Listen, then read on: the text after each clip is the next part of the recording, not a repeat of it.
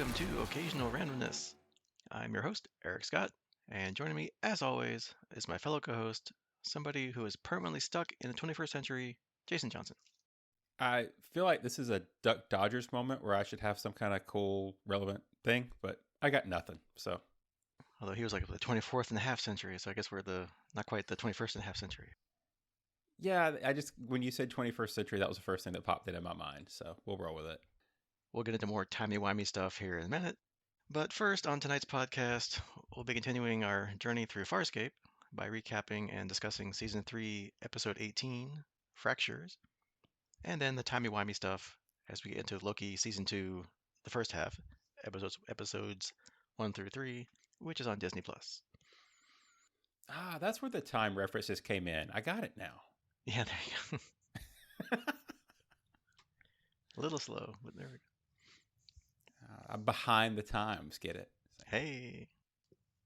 All right, and the usual plug. If you like what we do here, please give us a like or a review wherever you listen to this at, or help spread the word and let people know about us on Facebook groups, Instagram, X/formerly Twitter, or wherever else. We would appreciate it. All right, so keeping with the every other back and forth of who does what, I think this is the even episode numbers, so I think that's up for you now. Excellent. Well, let's see if I remember how to do this. Farscape Season 3, Episode 18, Fractures. We start out with Moya having detected a transport pod closing in to rendezvous, and everyone's concluded that it must be the crew of Talon. Crichton is anxious and asking Dargo which shirt, green or black, looks better.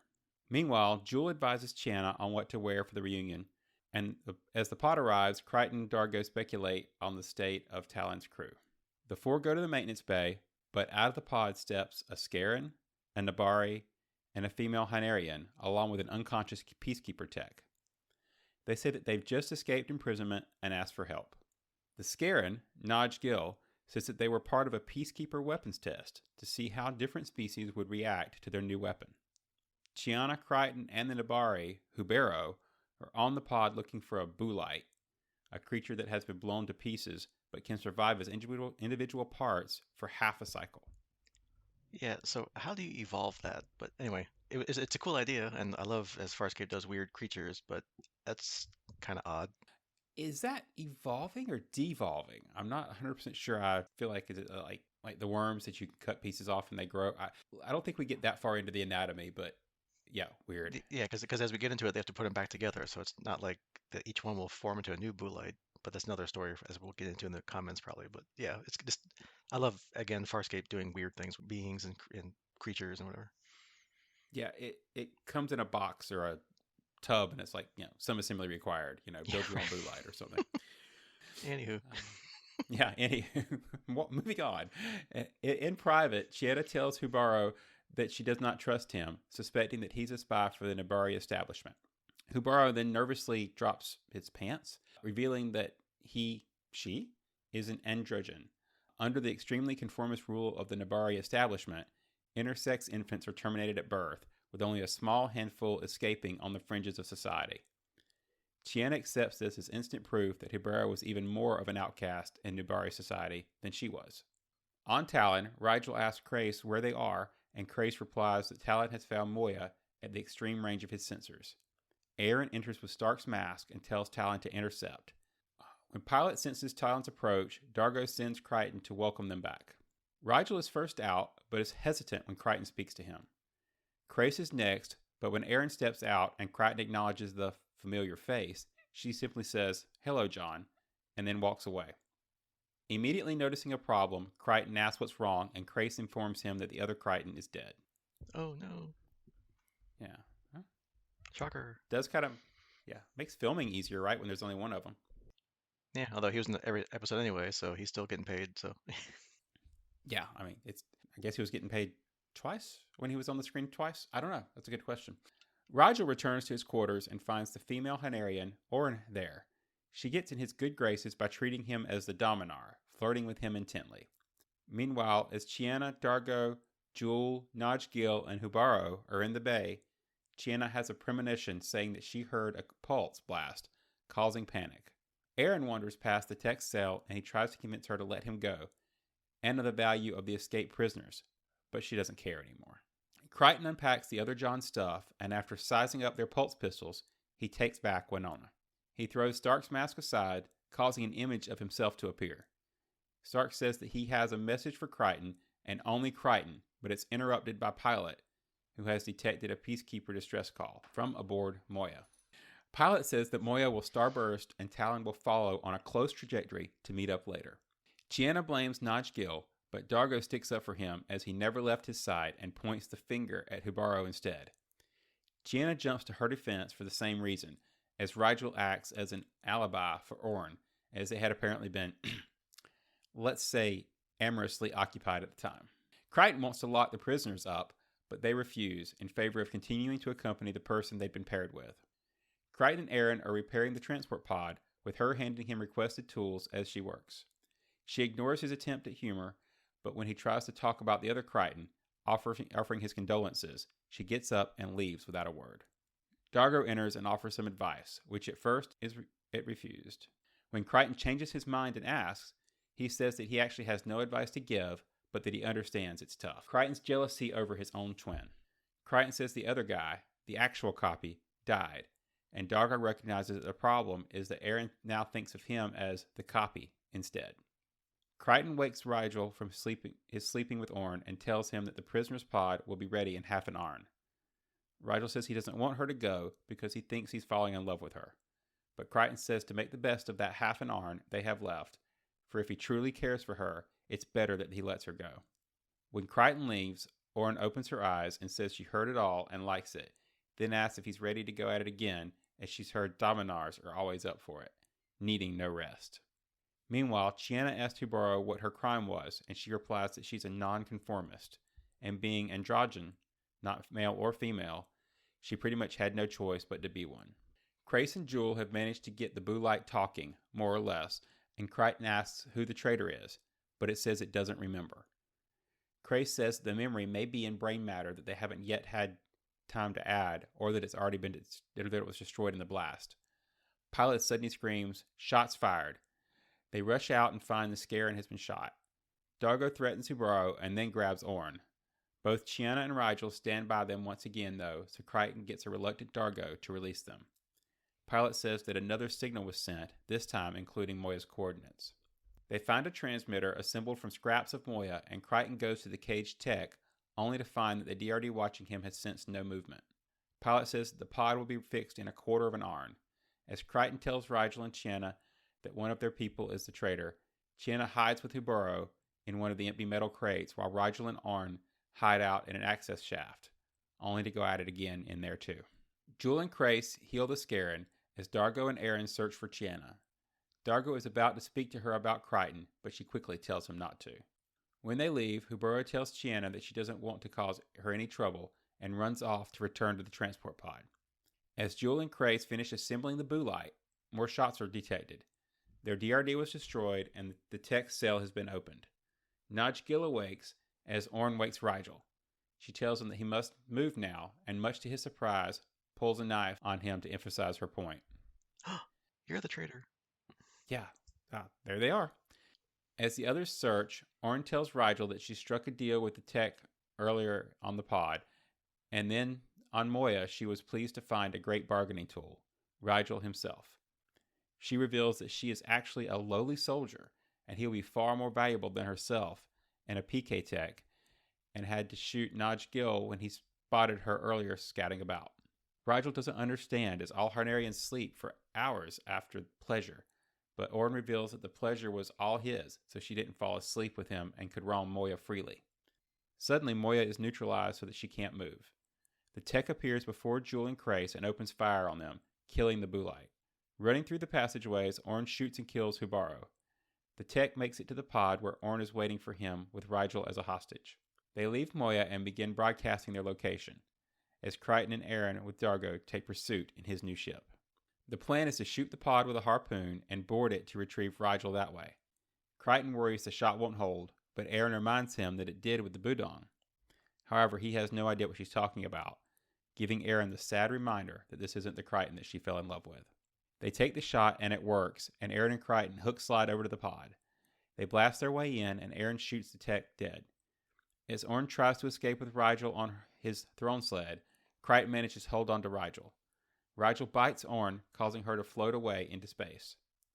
Crichton looks on and flippantly says, "Women." Talon returns as Aeryn, Crichton, and Rigel are lifted off the pod, just making it as the pod explodes below them. Crichton is in his quarters, finally listening to Stark's message, which is actually from the other John, who recorded it after the destruction of the Scarran dreadnought, just before he died from radiation poisoning. The other John explains that while the Scarrans are back to square one with their wormhole technology, the Peacekeepers are Crichton's problem. Scorpius cannot crack the secrets which he might be very close to doing. Aeryn, drawn by Crichton's voice, silently eavesdrops and overhears the hologram John tell him not to push her because she needs time.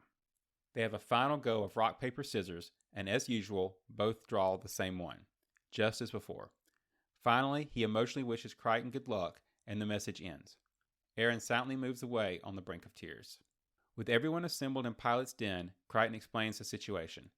Pilot says that he and Moya are against the idea, and Talon disagrees too. Shanna says that they don't know how far Scorpius is in his research, or where he is, and asks how Crichton will stop him. Jewel opts out, and Crichton says though he doesn't like it either, he doesn't see another option. Unfortunately, he knows he must do this, but understands if they wish to opt out. After a long pause, the others watch as Aeryn slowly joins Crichton. On seeing her join, Crace soon follows, while Dargo rolls his eyes. Shanna thinks it's crazy and says that they're all going to die. Crichton asks if she's saying it because she's actually seen it or if she's just guessing. John goes on to say that we all have a path to follow, and he knows this is his. It's just something he has to do. He's going to hunt down the command carrier, and he's going to stop Scorpius at all costs. A little bit of trivia from this episode. Paul Goddard makes his final appearance of the season in this episode. When David Kemper, the executive producer, saw the first dailies of Orn in her red feather boa, he joked that Carol Channing had taken a guest role on the show. Jonathan Hardy, the voice of Rigel, commented that Orn was a common little creature. She looked like Phyllis Diller to me. When Crichton interrogates the Boolite, who at the moment is a little more than a talking orifice, he remarks, "This is a little too naked lunch." This is a reference to the William S. Burroughs novel of that name and later film, which featured a talking orifice of a similar nature. Both Lanny Tupu and Tammy McIntosh enjoyed their comedy scenes with the Boolite, though Tupu worried that his scream would seem out of character. Thomas Holsgrove enjoyed playing the role of a peaceful Scarran for once. The cliffhanger at the end of the episode was deliberately heightened as producers knew that some viewers would have to wait months between episodes. Joel receives an eye injury during the firefight and wears an eye patch in this episode and the next.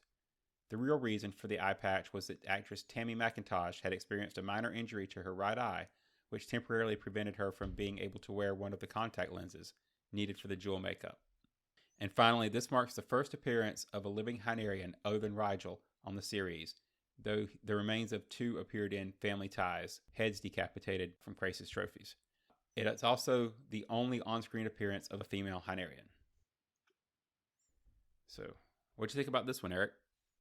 So, as we've been guessing for like the last couple episodes, yay, the band's back together finally, which, they only got 4 episodes to go, so they better get back to it pretty quick. And, pretty much I think we're all thinking it would have gone about as well as it did with Aeryn seeing the other now only remaining Crichton, which we'll talk about here in a bit.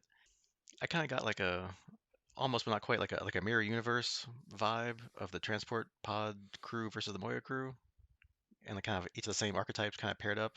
You have like Dargo the tough guy and the Scarran tough guy together. You have both Nabaris together, scenes with Crichton and the Sebastian and some Aeryn and the Sebastian, and of course finally another Hynerian. So now we got a male and a female Hynerian together. And if you want to further, I guess, keep the mirror universe theme going, that Hynerian isn't quite as harmless. She's pretty ruthless, in fact, or at least more outright ruthless than Rigel's been so far, most of the time. And then, of course, like you said, or they said in the trivia about leaving off a cliffhanger kind of for months for some people, that, yeah, they kind of set up the rest of the season here, which again, it's about time because they only got 4 left. So at least now we know where the rest of the season's probably going. So what do you think about it? Yeah, I'll agree. We've been looking forward to getting the crew back together, so we kind of got that resolved. I'm putting that in air quotes that nobody Yeah. can see, but Yeah, obviously there's still some resolution needed between the death of the other Crichton, and I haven't thought about it, but there's been quite a bit of time, between the off-screen and on-screen adventures that they've been separated. So I don't know that we actually have a timeline, but it's been a good while. So there's obviously a lot of, it's not just it's been a week type reunification. It'll be interesting to see how that works itself out. I do want to go back to your comment about the mirror universe, because I was kind of thinking the same thing when I saw them, and I was actually expecting it to be like a Peacekeeper trick, where they've kind of put together their own version of the crew, right, to try to match the archetypes and the character types. But obviously that wasn't the plot this time. But I think that's an interesting approach. Yeah, because I mean, even the Scaran was against type. He was, a peaceful, like helpful Scaran versus, their own version of ruthless, I'm dominant, I'm going to take over everybody. So yeah, it was kind of, you can even go that far too. Yeah, probably less aggressive than Dargo for sure. All right, so let's see. So knowing where we're going with trying to stop Scorpius and the wormhole technology and stuff, do you think maybe this Peacekeeper weapon that they're testing out on the transport pod is somehow connected to that? I mean, maybe, maybe not. I guess, we have 4 episodes to go, so we'll see if they mention it again next time. Yeah, it's either a weird coincidence or there's another weapon being developed, right, that we'll have to deal with at some future point. When they first mentioned it, the blue light was in pieces. That was my first thought, was that it was having some kind of wormhole turned into goo type result. But I guess that wasn't the case, because in this case they were able to reassemble them, right? So it wasn't the molecular breakdown that we've seen with other characters who jump through wormholes without the correct protection. Yeah, and if it was a weapon, obviously it didn't affect the other 4, it just affected the blue light, so chalk that up to bad test. I don't know if that was the case. If it was, I forget what they said, like if they were escaping the test or they got hit by the thing. So maybe they never even got the weapon fired on them, but they were going to be. But Yeah, whatever. I don't think they explained that very well. Yeah. Then again, we might find out next time if they once we find out what the weapon is, maybe. So who knows? We'll see. Yeah, it'll probably come up later or not at all. Yeah, knowing this series, it'll never be talked about again. So, Right. this is a one-off. We'll never see these people again. Well, of course, they all died anyway. But the point being, Okay, well, I was going to mention this later, but you said that, so I'm going to ask: did they all die? I I don't remember the Scaran. I know he got shot and he was laying there on the table, and then the firefight started again. Maybe he got shot then too. I don't know. Yeah, I was trying to replay that, because either the entire crew, entire group got killed, or he's still floating around somewhere. I couldn't really remember. So Yeah, because his pod's been blown up because the whole thing blew up. So if he was still on Moya, then he's still there, but he's the only one left. yeah, so now they have a Scared or not. Yeah. Unless for a second time they can put a bullet back together. I don't know. That seemed pretty definitive there when parts were flying everywhere, but I don't know.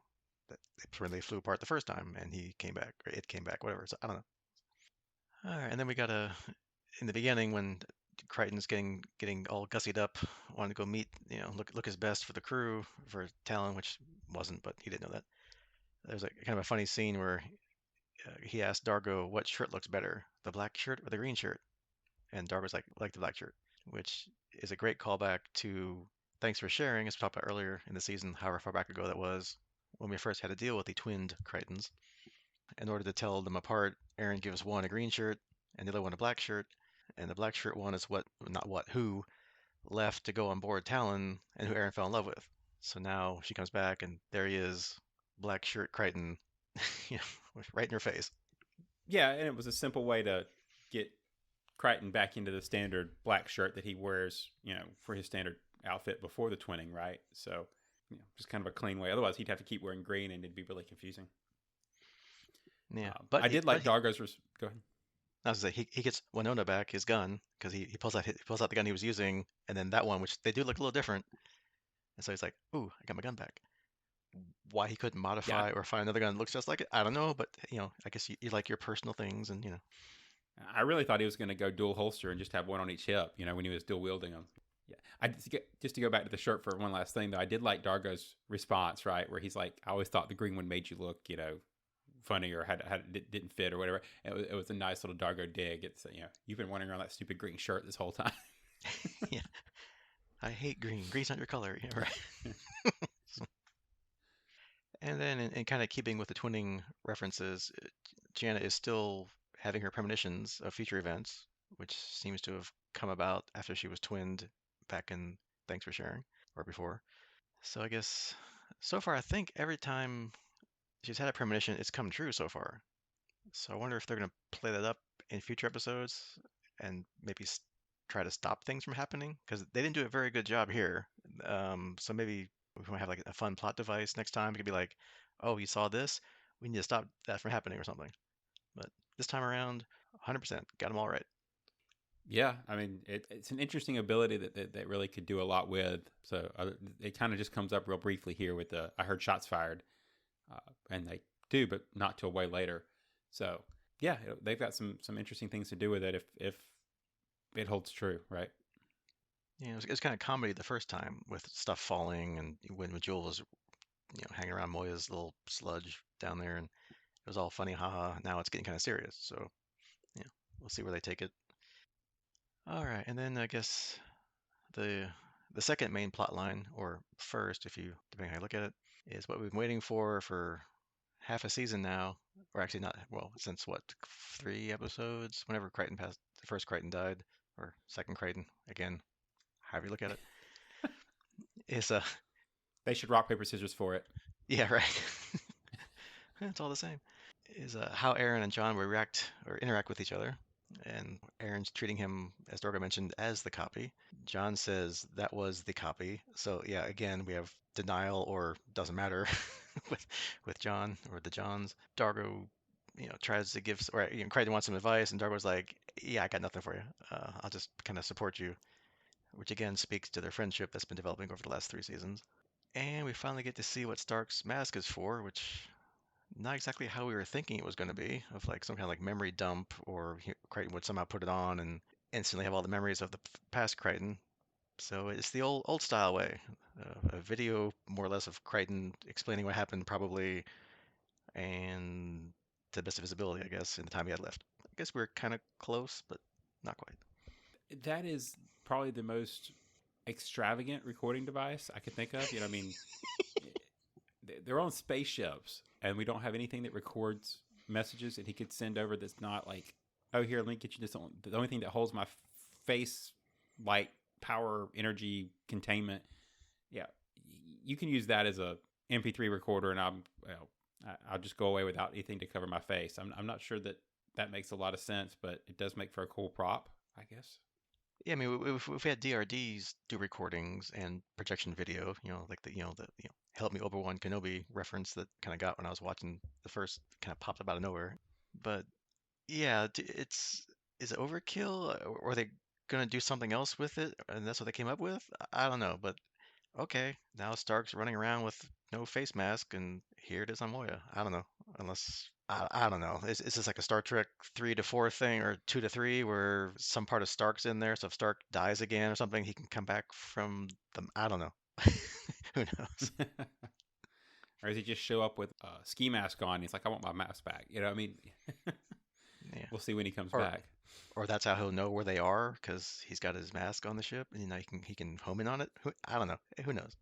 You never know with Stark. There's all kind of weird stuff there. And I guess finally, as that part of the plot, the message wraps up, it seems I kind of got the idea that Aaron's kind of coming around to the fact, or the idea that they really are both the same Crichton, just with different experiences. So again, we'll see how long that lasts before things progress in their relationship again. Maybe not too long, as we only have 3 episodes left, unless they want to push all that off and just deal with cliffhanger stuff into season 4. But I guess we got 3 more episodes to go, so we'll find out if they pick it up a bit or kind of drop little nuggets in the last 3 or something. Maybe have like a big "I love you" at the end of 3 when, like, Crichton, look, maybe he might look like he's dead or something, and then cliffhanger. Yeah, I think that going off the pace that they've historically gone, I'd be surprised if we get anything before that cliffhanger or the next season. I mean, personally, I'd like to get past it. I think I'm on record as the crew drama back and forth where they want these, and we get progress, and then that guy died. It wasn't really used, so now we're probably my least favorite part of the show. But I say that tentatively, right? I mean, I like the show, so it's not terrible. It's still a highlight, but it's just not my favorite part. The drama. I'll revisit that when we get to the end for the wrap up. But yeah, I don't know. I would like to see him resolve it faster than not. I'll say that. Yeah, I can see either way. They could string it out because if they want to keep it like a real relationship, even though it's a sci-fi TV show, that that's probably how someone would react to that kind of scenario. But then again, we all know it. Get back together. Come on, let's go. Well, we just did it. That's the only thing, right? We spent every other episode with them developing the relationship on Talon, and yes, that's a different John, but we've already had the relationship developed. Now we got to watch it again. Mhm. All right, now probably the part that you probably didn't like, but we'll see. You think after the Peacekeeper distress signal was sent out, or especially after the Scaran got shot and they couldn't figure out who it was, that probably the best, most logical thing to do, haha, not the Farscape does that, is to lock everybody up so you can keep an eye on them in all in one place. But no, they want to keep doing what they've been doing, which is no, they were here the whole time. It couldn't have been them.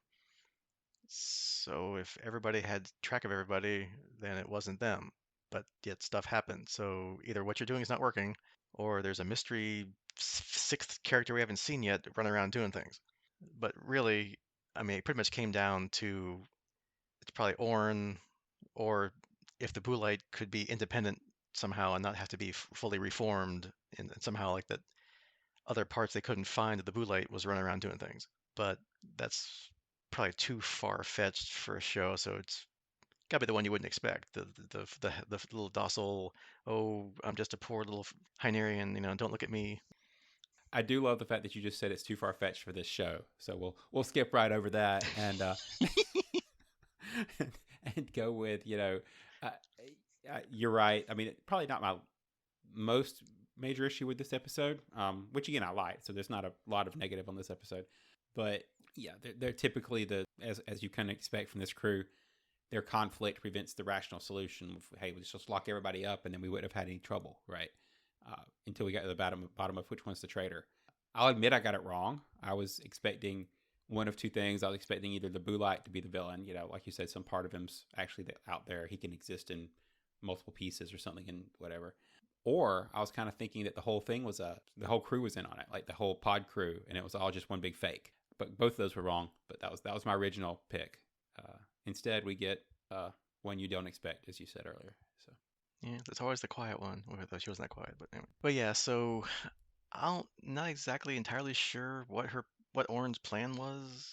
I mean, I guess that obviously turning Rigel into Peacekeepers and the rest of the crew was probably going to be better because they're probably more wanted than they are at the moment. But I mean, she was free. They were all free. They could get dropped off somewhere and go about your business. She doesn't know about, Crichton and Scorpius and wormhole technology and, that since even they didn't know about it until later in the episode. So maybe I guess she didn't want to be a fugitive and hunted down, so she was gonna turn in higher priority escape prisoners and get off, which I'm sure that's peacekeepers do that all the time. Haha, right? So yeah, but hey, it almost worked, I guess.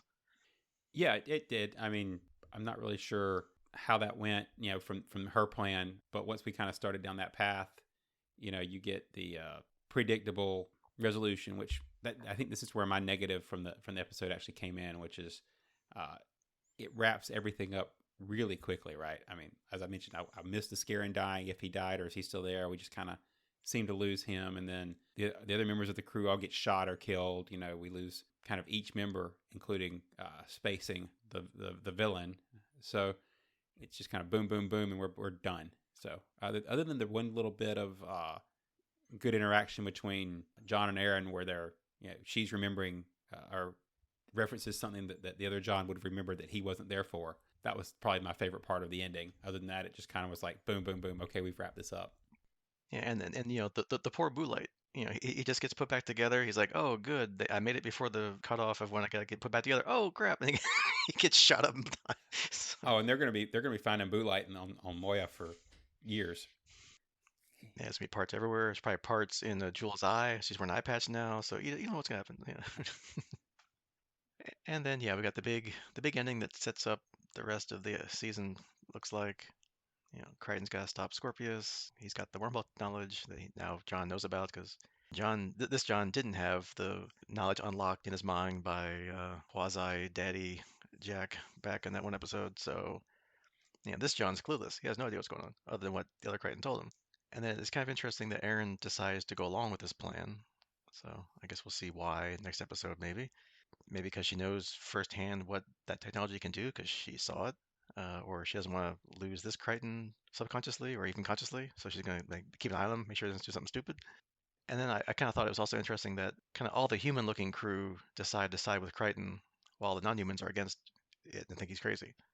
Maybe it makes sense that since they're dealing with peacekeepers and bases and command carriers, and that there's not going to be any aliens there, just all Sebastian-looking people, so they wouldn't be able to blend in as well as the human-looking crew. I don't know, but it's a theory. I'm sticking to it until next episode, when probably I'll be totally wrong. But Yeah, and it is interesting that they're immediately breaking up the crew, right? I mean, everybody just got back together in this episode, and now we're splitting up somehow. We don't know the details of the split up, so maybe they're not splitting up that far. But it is an interesting, okay, you're here, so now I'm leaving. But then again, the other interesting part to me was that I thought about this as you were saying that last bit. It's not only the non-humans that stayed behind, but it's the crew that he was with, right? This John's been with Dargo, who's basically his best friend, Chiana, Jewel. They've been together on Moya, and now when he says, I've got something I've got to do, it's Aeryn and Crace, who are on the Talon crew, that go with him.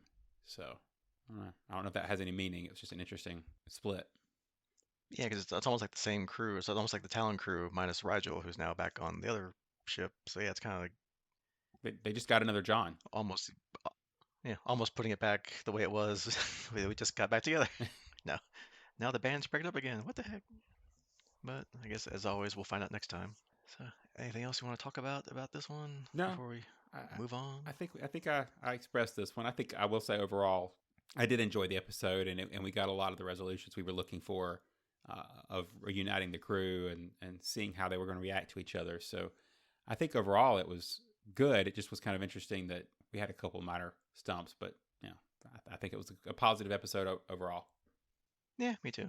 Wasn't the best, but it wasn't the worst either. So Yeah, nice in the middle. Plus, then all the good character bits about what we really care about is John and Aeryn. So they progressed that as always. So yeah, and we're about to hit some multi-parters, right? Which we always seem to like better. So yeah, you would think it's got to be either. So we got what, 4 left. So it's got to be at least a two-parter in there somewhere. So whether that's it's probably the cliffhanger. the two parts for the ending, or yeah, the last of the season 3, beginning of season 4, or even both. We could have a couple of two-parters or whatever. We'll see. But next time is not because it does not say part 1 in the title. So Dead giveaway. next time, well, yeah, see, that's how we know. So next time on the podcast, we'll cover season 3, episode 19, and hopefully this is the way you pronounce it. If not, we'll find out next week. I Yinch, you Yinch. So playing our usual guessing game of what does that mean? Congratulations, Farscape. You got me. I got no idea what that word means.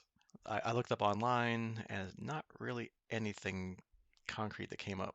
So, nope, not a clue. I mean, there's two I and you, so maybe there's two people, or it's like, I don't know. It sounds like it's like two people, like I this and you that, or something. So, but obviously it's got to be about something around the plot of stopping Scorpius. That's all I got.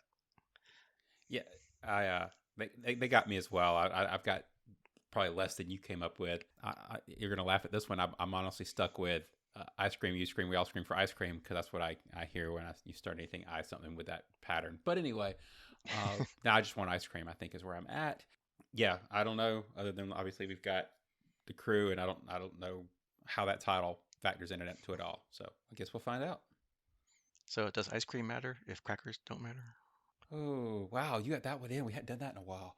Uh, well, but the crackers, if they don't matter, ice cream can't matter because ice cream's better than crackers. Yeah. So ice cream has to matter because it's more important than crackers. Uh, Everyone likes ice cream. this is true.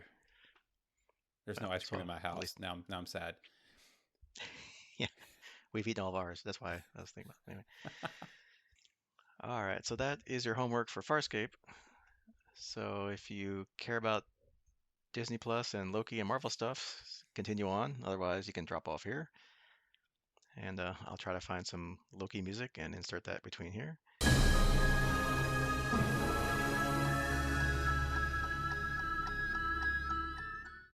And welcome to all you people who skipped the Farscape part to get to the Loki part. Yeah, so you have no idea what we're talking about. And if that's you, please go back and listen to the Farscape part. Yeah,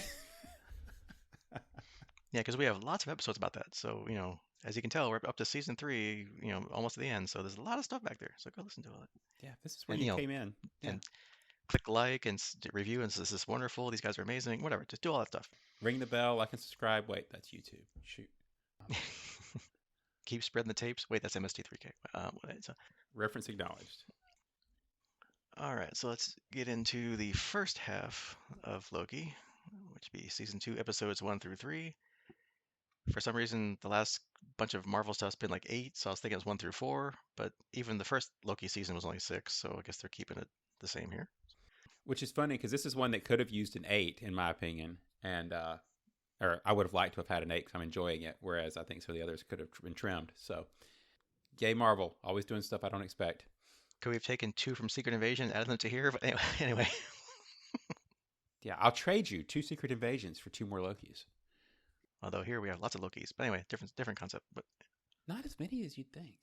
Yeah, not as many as last season. So we'll do the quick recaps, and we'll get into the 3. So season 2, episode 1, Ouroboros. And is that going to be complicated to say here in the future? But I have a solution, which we'll get to that. Yeah, they give us a little out on that one. So, all right. So we kick off with in the past, which apparently that's where Loki went after end of season 1. The TVA, or Time Variance Authority, has attempted to apprehend Loki while he's uncontrollably warping across time in their own headquarters. In the present, Loki reunites with Mobius and warns him of the threat posed by the many variants of He Who Remains, i.e. Kang, if you watch the Ant-Man movie. The TVA's creator, TVA General Dox, has several TVA hunters arming themselves, supposedly to find Sylvie, that's another variant of Loki, who caused the sacred timeline to branch after she killed He Who Remains.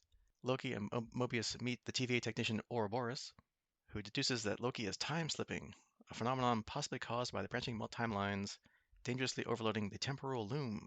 To save Loki, Ouroboros instructs Mobius to approach the temporal loom with a temporal aura extractor, a device to extract Loki from the time stream, just as Loki prunes himself. Sounds painful. Loki time slips into the future, where the TVA is being evacuated as the loom goes critical. He encounters Sylvie before he's pruned by somebody at the last minute. And back in the present, Mobius successfully pulls Loki from the time stream, and they set out to find Sylvie. And then if you actually stay through the credits, in the mid-credits scene, Sylvie enters a branch timeline in Broxton, Oklahoma in 1982 and goes to visit a McDonald's restaurant because I guess you're hungry from time slipping or something, I don't know. Yeah, well, if you're going to McDonald's, 1982 is not a bad bet. Right, because that's when they made fries with beef fat, which was much better than the current fries, but that's my opinion. And hamburgers with beef, so it's a win-win. That leads us into season 2, episode 2, Breaking Brad. Loki, Mobius, and Hunter B-15 find and capture Hunter X5 in London, 1977, on the Sacred Timeline, where he lives as film actor Brad Wolfe. Under interrogation, he admits to abandoning Dox's mission and reveals Sylvie's location. Meanwhile, Ouroboros attempts to repair the loom to safely accommodate the branching timelines, but discovers he cannot access it without help from the missing Miss Minutes or He Who Remains. Loki, Mobius, and Brad travel to Oklahoma and find Sylvie working in a McDonald's. Loki tells her of their encounter with the TVA's future and asks for her assistance to figure out what would happen, but Sylvie refuses to involve herself with the organization. After Brad proclaims that the group is in mortal danger, Sylvie enchants him, forcing him to reveal Dox's plan to simultaneously destroy the branching timelines with reset charges. Sending Brad back into custody, Loki, Mobius, and Sylvie capture Dox, but her plan largely succeeds and some of her loyalists have escaped. As TVA receptionist Casey tracks the rogue Ravonna Renslayer's temp pad to one of the remaining branching timelines, Sylvie declares that the TVA is rotten and returns to McDonald's with He Who Remains temp pad in her possession. And then we wrap up the first half here with episode 3, 1893. So now we see where Miss Minutes and Renslayer have been. They've traveled to Chicago in 1868 to secretly give the TVA handbook to a young Victor Timely, a variant of He Who Remains, who arranged all this before his death. Then they travel to the 1893 Chicago World's Fair on this branch timeline, where Loki and Mobius arrive, tracking Renslayer's tempad, and see Timely presenting his temporal loom prototype to the crowd. Timely then has four groups chasing after him: Loki and Mobius, who need his aura to fix the loom; Renslayer and Miss Minutes, who want him to take his variant's place with them at his side at the end of time; Sylvie, who wants to kill him to prevent his rise to power; and just to keep it something local, we have a robber baron and his allies wanting revenge against Timely's fake invention scam that they purchased for lots of money, apparently. Timely abandons Renslayer for proposing a partnership with him. At Timely's Wisconsin laboratory, he turns Miss Minutes off after she professes romantic love for him. Okay. Yeah, hey, AI, that's the hot thing now. Then Renslayer, Think about Loki. that the next time you chat GPT something. Yeah.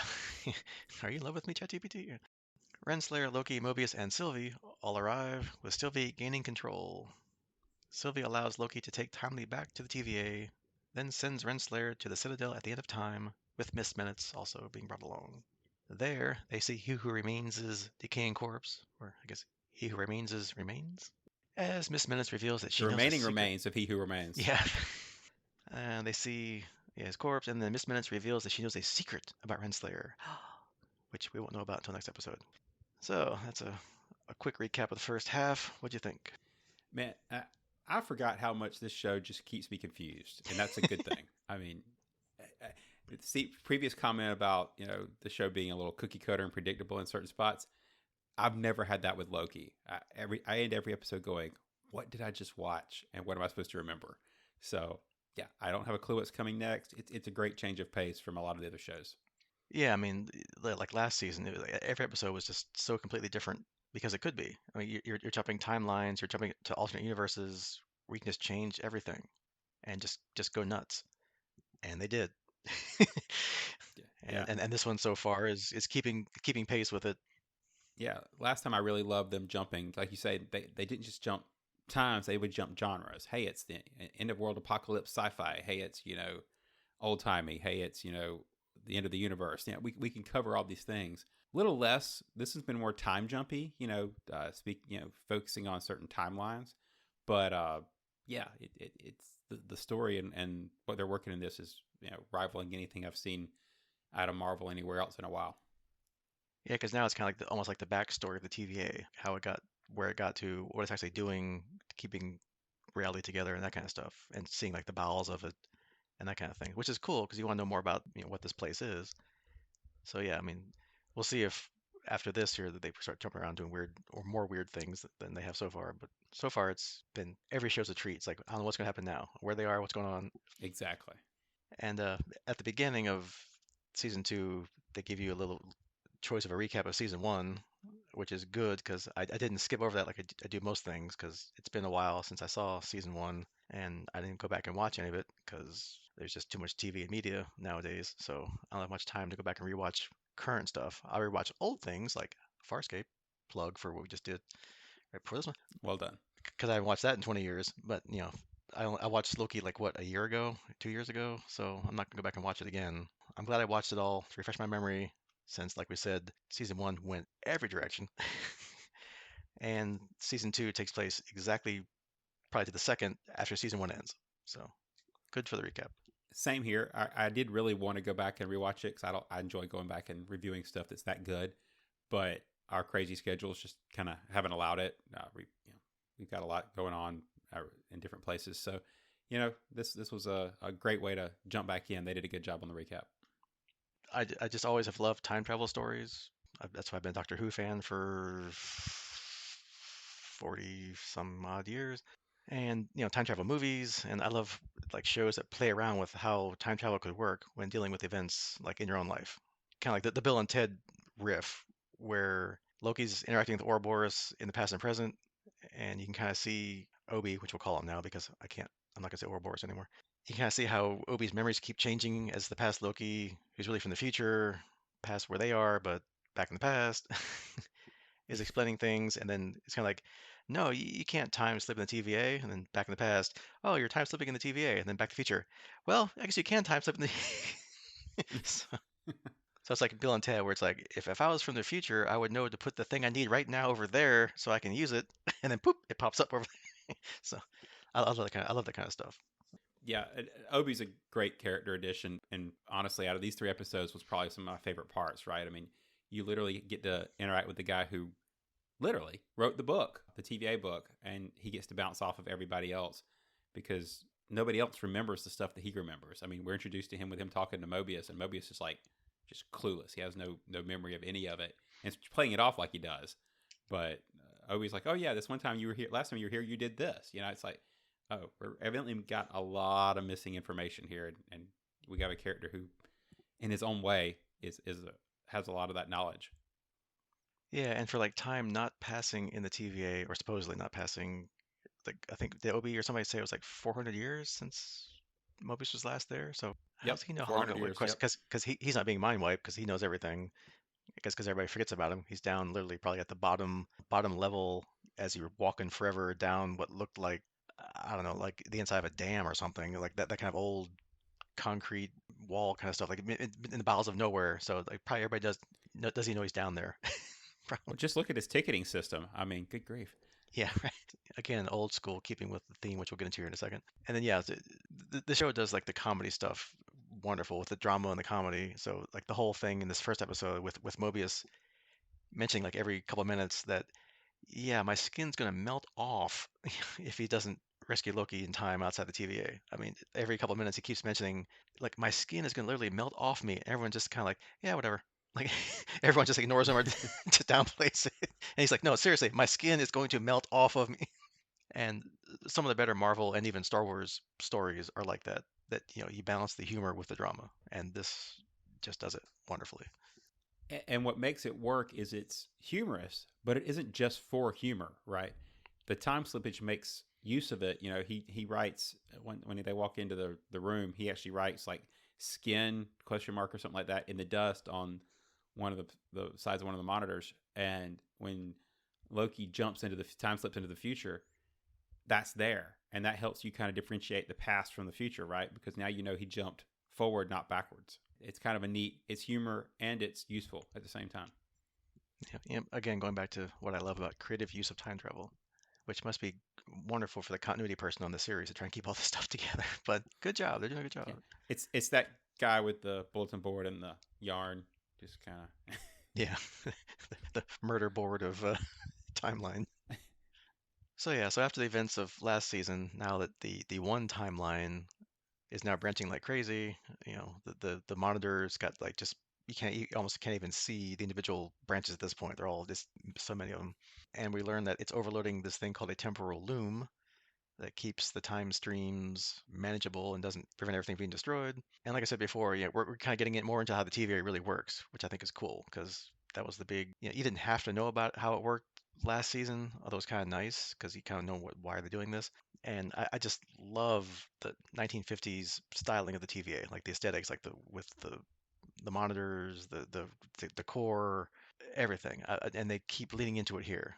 All the new locations we've seen, it's all like 1950s, like industrial computer rooms or control complexes, that kind of stuff, like you'd see in like a 50s TV show or movie or something. I love it. Yeah, it's interesting because it's for a time travel time. Oh wow, Easy for you to say. it's interesting because no, it wasn't. It's interesting because for a time travel show, they really like that aesthetic, right? I mean, it's kind of the steampunk, like you said, the 50s styling and all that, which they've settled into, and it's what these characters are comfortable with. But we're not spending a lot of time to go with the Bill and Ted reference, in like the medieval past or something like that, dealing with real ugly dudes. You've got a lot of the World's Fair and that level of scenery, and it's kind of a neat focus. It's time travel, but it's tight, right? Yeah, I mean, it reminds me too of Fallout, if you played those computer games, because Fallout kind of, when the world gets nuked in whatever time it is, they kind of keep that same vibe hundreds of years later in the post-apocalyptic stuff. So, which that's a series coming to TV next year, I think. So maybe talking about that. Who knows? Yeah, I mean, I'm likely to watch that because I obviously skip the games. But anyway, And then just a little bit of trivia, I guess from the Thor comics back when I used to collect them and how it relates to here. So at the end, when she pops up in Broxton, Oklahoma, I was like, ah, because that was a reference. I guess back in Thor comics, after some disaster happened to Asgard, Thor recreated like Asgard City in Broxton, Oklahoma.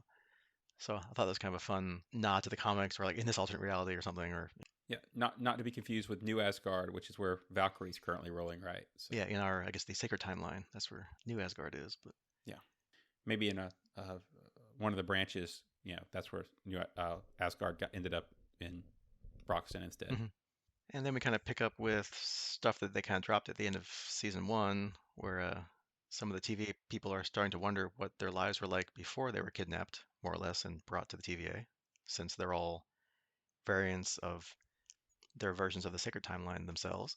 Just get mind wiped, so they don't remember why they're here. Just they're doing the job. So that was fun that they keep going with that. Obviously, they want the branch timelines to continue because that's where they're from, but the others don't, i.e., General Dox doesn't like it. So it kind of, I wasn't surprised that General Dox was out to destroy all the other timelines because they kind of telegraphed it because all the agents that were going through the time portals were carrying armloads of those pruning grenades. And if you're just going to find somebody, you wouldn't take all that kind of hardware with you. Yeah, I think we all saw it, but it was interesting to me that I guess I just didn't expect such a quick resolution because in other shows that would be something that we have to wait like 2 episodes to get back to, and it's like no, we handled it. Well, I guess you only got 6 episodes, right? So he So can't he can't string it out for too much.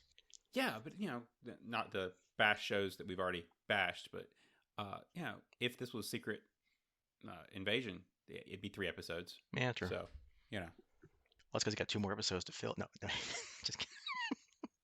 mm, Which you could bring here and then make it last longer. See, it's like, see, we try. They should put us in charge. yeah. I mean, I got 40 years of comic experience of reading them. I can anyway. All right. So then we get into episode two, which is kind of funny, where Hunter X5 has gone native, so to speak. He's back in 1977, or actually probably before then, when he got there, and he's now a famous actor, Brad Wolfe. Although I don't know how famous that really is, because that movie seems pretty cheesy. Although I would probably watch it.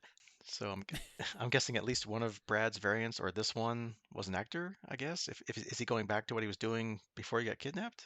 They don't really mention it, but that's what I'm kind of thinking of. If you wanted to get back to doing what you were doing, maybe that's what he was. I don't know. Or at least subconsciously, right? Because like Mobius and the jet skis, it's kind of maybe he doesn't have his memory, but he's got the itch. hmm So And I love the whole good cop, bad cop interrogation scenes with Loki and Mobius trying to get Brad to tell him where Sylvie is, and then they're going through the at the end where it thinks like Loki's gone rogue and he's gonna torture him with that little box, that little whatever you call it, the little energy cube. They keeps putting him in, it gets smaller and smaller, and he's getting all crunched up. And he's like, "Okay, I'll tell you, man, I'll tell you." So that's kind of funny.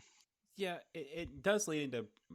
I, I hate to even say it because I love this show so much, but I guess my one gripe with this show, and that's Loki's power level, right? It sometimes they portray him almost like he's human. He's running with Mobius, chasing people down, and running around corners and all this kind of stuff.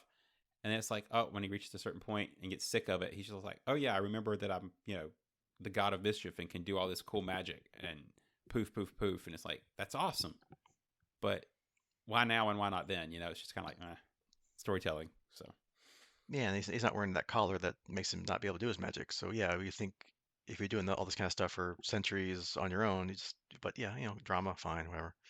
Although Sylvie doesn't, try to get Brad to talk. She just controls him and go, and so she's not playing around. So she at least still knows she can do magic. yeah, she's not going to pretend to be regular. She's just going to nail it. Yeah. Although she's pretty much done with everything. She just wants to enjoy her life as a McDonald's employee, which great product placement. I wonder how much they paid for that versus making up your own fictitious fast food like chain. But anyway, she doesn't want to go back until I guess she forces Brad to tell the whole story. And obviously, then if General Doc succeeds, then where she's at is going to get pruned. So might as well go along. And again, as we've mentioned before, more great comedy with Mobius and Brad eating and talking about McDonald's food. Yeah, another great spot for Mobius to just tune the scenery, right? And hmm ha ha ha ha. And and just he's all over this show. He's not they're not holding him back at all. He's going at it. But I'll reiterate they're definitely at the golden age of McDonald's where the food was actually real, right? If I had to eat a McDonald's hamburger, that they picked the right spot. Yeah, and I wouldn't mind the pricing either back then. So when they showed the No board, I'm joke. like, well, a Big Mac for like what, 50 cents or something? Like, hey, what? Or whatever it was. And then to your point, yeah, we got our little set piece and we're all done with we tracked down General Dox and stopped her, but they didn't fully stop her because lots of branches got pruned. Although I guess not all of them because Sylvie goes back to McDonald's branch and she's fine. But I guess it's just being nitpicky because I guess they can't do it for reasons because numbers too high mean nothing to people. So they keep going on about how Dox destroyed millions of lives. But if each branch of a timeline is just Earth, that's billions. But if each branch is a whole universe, which is probably what it is, that's like trillions or quadrillions or who knows what. But I guess if you say trillion or quadrillion, people just don't doesn't register. So millions, I guess people can wrap their heads around. So it sounds more relatable, I guess. I don't know. That's my only little quibble, I guess. Yeah, because we're still learning about the aliens, right? I mean, the Guardians of the Galaxy and Kree and Skrull and had introduced us to all those, and we've got Nova Prime and all the different alien races that Marvel started to bring in a little bit, and each one of those, it's each branch is getting that snapped out of or snapped, blown, detonated out of existence too. So pruned. So yeah, that's a ton of people. Uh, but on the bright side, right, it did resolve the issue with the loom being overloaded for a while because there's not a lot of branches right now. So Yeah, you kind of like reset things and give you some breathing room while they run around to try to find some version of He Who Remains that can help them, which and speaking of he, jumped us into episode 3, which I thought was a nice surprise since, and I didn't put this together, and I'll mention it in a second. For some reason, I don't know when they filmed this, so I'm thinking, because after Ant-Man, I think we heard about Jonathan Majors, who plays Kang slash He Who Remains, having some real world legal issues. So I was expecting him to be in there. Obviously this was filmed before all that happened, and then they spent another year or two doing all the effects or just the release schedule or whatever. So when I saw like Renslayer dealing with one of his variants, Victor Timely, which we'll get into in here in a minute, I thought they would do something like with that, use a different actor when he's an adult. Like obviously as a kid, it's a different actor because he's only like 12 or something, so different than however old Kang is or looks like, 30s, 40s, whatever. So I thought maybe they would use a different actor when he's an adult and explain the way like it's a different timeline, so he looks different or something. But nope, it's the actual actor from the who played last season in Ant-Man. And then when I was looking around, I completely forgot that they had a whole Ant-Man Quantumania. One of the end credit scenes had Loki and Mobius attending his presentation at the World's Fair in Chicago. So okay, makes more sense now that all this is filmed years ago and they just finally got around to releasing it today. I think I either missed that at the end of Quantum Mania because I know I saw Quantum Mania, or I completely forgot it myself because I still don't remember it. I take your word for it, but I don't remember that at all. But yeah, I get the same impression that this was all filmed before because, and I don't want to go too deep into speculation and rumors, but one of the things that's kind of circulating out there is that Marvel's looking to move away from Kang as the bad guy right now because of all that legal trouble, right? I mean, they either have to recast him or do something different. And so, obviously people are rumoring like, Doctor Doom or something like that to be the new bad guy. But and they may speak with Kang because all you gotta do is bring in a variant, right? Yeah, I'm not sure where they're gonna go with that. It was a surprise to me too, though. Mhm. Yeah, because I mean, again, like I said, they could recast him with somebody else because it would fit. Because from the comic days, if and that's where they're pulling these things from ultimately, and then tweaking them for movie stuff. The Victor Timely alias is an alias or like an alternate self of Kang. It gets kind of messy because Kang himself is just an alternate self or a different name of Nathaniel Richards, who's a time traveler, who's also the father of Reed Richards, who's Mr. Fantastic of the Fantastic Four. So that's another good way to maybe get the FF into the MCU. And Victor does have a whole town named after him in Wisconsin called Timely, Wisconsin, where they ultimately go at the end in the middle part of season episode 3. So you could recast. There's lots of different versions of Kang out there. There's like which we saw some of that in the another end credit scene of Quantumania, where all the Council of Kangs get together. There's like the Pharaoh-looking guy, which Pharaoh Ramatut, that was one of his aliases. There's like Immortus, which I think was the one guy that was talking in that one scene. in Quantumania. So there's lots of other Kang versions that you could maybe get with a different actor or something if you wanted to keep going with it. Just kind of explain it away real quick to the audience, and off we go. But again, we'll see what they do. Yeah, I remembered the name also. Probably not into that much detail, but I definitely remembered the Victor Timely. I'm like, oh yeah, that's an alias there, or like you said, alternate self. And like we said, that's what makes Kang a good villain if they do it right, because there's all these different versions of him that they can pull from that each makes it could be a full movie villain on their own, right? So Yeah, I mean, you got 50 years of Marvel Comics because Kang was, I think, first introduced like in Avengers number 7 back in like 63, 64. So I mean, you've got now almost 80 years of Kang and various stories out there. So you got all kinds of things you can pull from. So we'll see where they go. yeah, that's the next phase. 80 years of Kang. Yeah, right. And then speaking of keeping the vibe of things, I love how they got the whole look and feel of the 1893 Chicago World's Fair and the wacky and in this case partially working inventions that people were coming up with back then. When people would try to scheme rich donors or regular people for money, like that's why they got the coin, the snake oil salesman. Like these products don't work, they just could sell them to gullible people and say this will cure everything. Although thinking about it, I guess it's not much different than the 1900s or 2000s, really. Just different products for different times and different gullible people. Yeah, but you know what I was focused on? Is that really when Cracker Jacks were released? Yes, it was, because I looked it up because I saw your comment, and I looked it up before that we recorded, and Cracker Jack was first introduced to people at the 1893 Chicago World's Fair. So, Well, there you go. The important stuff is there. so again, good on the continuity person for Yeah, pulling gold that one star, off. because I would not have guessed that, but that's good. That's a cool piece of trivia to break out in the middle of a show. Yeah, I mean, maybe when they were saying, "Oh, we're gonna do an episode at the World's Fair 1893 Chicago," someone looked it up, and it's like one of the trivia notes was Cracker Jack was released on, I don't know, and then, oh, we can put that in the show. I bet the toy you got with it in the box was a lot better. Yeah, I mean, might actually it wouldn't be plastic because that wasn't invented yet, so probably wood. I don't know, something. Anyway, There probably wasn't. Yeah. or was there a toy back then? I don't know. Again, I didn't look that. I didn't look that deep into it, but and hey, we finally got our other recurring character back, Miss Minutes. Yay! And she's as crazy as she was when we left her last season. Although nice touch in blending into the 1800s by looking like an analog clock. Although you're still a talking clock, so again, but hey, nice touch. And we kind of learned that he who remains has some kind of plan post death if he ever died, which I guess he's told Miss Minutes of because she's immortal effectively as well as he is, so she would know all about it. And I guess we'll see what happens after this episode because that's all we know right now.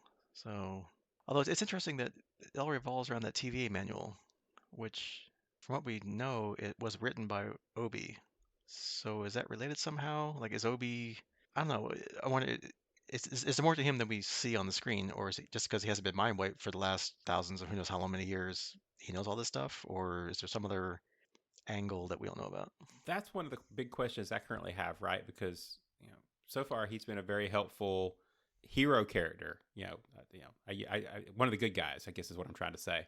And it's like, but the book that he wrote, which probably innocently enough, hopefully, is like all over the place for kind of the catalyst for getting Kang's variants knowledge and stuff, at least in this scenario. So, you know, what else have they used it for that could be interesting? It reminds me of Guinness Book of World Records from Back to the Future 2, right? Where one simple book causes a bunch of time travel shenanigans. Hmm. Yeah, because did he help build the things with Kang, or just because he's been around for the beginning, he just knows how to fix everything, so he wrote the book? Or yeah, I don't know. Yep. Well, I guess we'll find out, or not. Seems like if you introduce him, that's all he does is just know things because he's not been mind wiped and he fixes stuff. That's one thing, but I don't know. In your TV economy of characters paranoia thing, is there like a dark side to him? I don't know. Or was he completely? It seems too happy and nice to not just But be he like could have that. been I don't know. innocently taken advantage of by Kang, right? When Kang needed him to help set all this up. So, all right. Yeah. Yeah, I mean, is he there at the end of time, just at the bottom of the bowels of the TVA, like Kang's up at the top? Like, I don't know, they just forgot about him again. He's still down there working. Yeah, yeah, waiting for things to come down to repair. Yeah. And then we learn that this version of He Who Remains doesn't like to share. Uh, Anytime someone gets close to him, he kind of gets rid of them. You know, Ravonna's like, "Yeah, we can be partners." Yeah, no, goodbye. Dumps on a rowboat. sets her off down the lake. And then when Miss Minutes is like, "Oh, I love you. We could be together," he's like, "Nope, turn you off." So, and then they get sent to the Citadel at the end of time, and then we see that Miss Minutes has a secret about Ravonna. Again, we don't know yet because that's where it left off. Again, from my time in comic world, Kang's in love with Ravonna, and she got killed in some attack or something, and he spends the rest of creation trying to like bring her back or something. So I don't know how this can play out in the second half of the season, but I guess we'll find out what her secret really is next time. Yeah, that's the romantic side of it was the path I thought they were going to take us down between the two of them until he dumped her in the rowboat. Right. Of course, there's already always more variants out there, so maybe it'll work out with one of them when she finds the right Kang variant to hang out with. Maybe somebody who ruled Egypt, for example, or something. I don't know. Yeah, because if you're in love again with one version of somebody, then there's an infinite theory number of them out there. So, or is it you love the first one you saw, not the copy or the variant? I don't know. We'll find out. I'm sure because they wouldn't just drop that and then not talk about it next time. Right. All right. So, anything else you want to talk about or mention that we did not already cover in this first half? Nothing specific. I think I'll just reiterate how much I'm enjoying this show. It's unpredictable. It's great writing, great acting, and this is what I've missed in the Marvel shows. So it's great to have them kind of rolling on all cylinders so far. Yeah, because it's serious, but at the same time, not. Secret Invasion was probably too serious because it was like, high stake political thriller intrigue, you don't know who's who, body snatcher kind of thing. This, yeah, I mean, it's obviously a much grander scale because you're dealing with the destruction of whole universes and timelines, but it's also abstract where you don't really, it's too much to think about in detail. So it's just this abstract thing. So it's more human relations and comedy and little drama with people's personal lives and kind of stuff, along with the drama of the whole thing. But yeah, again, this has been one of the better series of Marvel MCU TV shows that they've done last season and this season so far. So I yeah, I agree. can't wait to see where it wraps up here in the last three episodes, which I think they're not going to do a season three. So I think that I know of. So I think they're going to wrap this up permanently somehow in the next three episodes. That's hard to believe, but could be. That's amazing if they pull it off. Yeah, I mean you can keep going with it because obviously Loki left the Avengers movies to come here, and then when he goes back, finally, he's going to die, as we saw. Spoilers from the Avengers films if you haven't seen them already. Well, not this variant. That's why he's a variant. So Yeah, well, at least there's Sylvie, and we still have like the little kid with the crocodile Loki, and we got all those other variants of Loki too. So true, if but they I wanted to, mean, they could keep going with Loki with another Loki. But this guy's not going to go back, right? I think he's already broken that timeline by leaving. Is my point. well, he did go back though in the movies. So, but which one? I don't know. We'll see where they go with it. But Yeah, I think in the sacred timeline he did, but I think in this timeline he didn't. His timeline, you know what I'm saying? The one they pulled him from. Anyway, yeah, we can tangent for that one for a bit. yeah, I mean, again, anything's possible because it's Yeah, I, sci-fi and time travel and the timey-wimey stuff. So you can do all kinds of stuff. You can take the same version of Loki that is identical except whatever. So who knows? Yeah, I think what we're saying is they have all the time in the world. exactly right. All right. So next time, obviously, besides the Farscape show we talked about earlier, if you listen to that, we'll also cover the remaining three episodes of Loki season two. So that is your single or double homework for next time, and we'll see you then. Goodbye. And remember, be excellent to each other. Yeah.